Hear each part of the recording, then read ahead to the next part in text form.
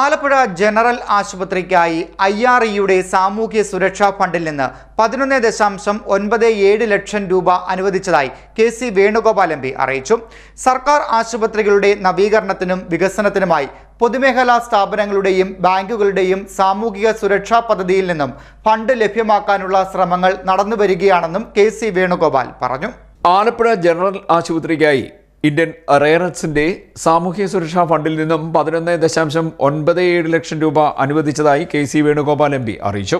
തന്റെ ഇടപെടലിനെ തുടർന്ന് ആലപ്പുഴ ജനറൽ ആശുപത്രി നവീകരണത്തിനാണ് IREL CSR സ്കീമിൽ ഉൾപ്പെടുത്തി തുക അനുവദിച്ചിരിക്കുന്നതെന്നും MP പറഞ്ഞു. ക്ലീനിംഗ് മെഷീനായി 7,48,960 രൂപയും അനുബന്ധ സൗകര്യങ്ങൾക്കായി 3,23,000 രൂപയും പബ്ലിക് അഡ്രസ്സിംഗ് സിസ്റ്റത്തിനായി 5,690 രൂപയും 2 കമ്പ്യൂട്ടറുകളും മോണിറ്ററും വാങ്ങുന്നതിനായി 96,949 രൂപയും വാട്ടർ പ്യൂരിഫയറിനായി 39,984 രൂപയുമാണ് അനുവദിച്ചിരിക്കുന്നത്.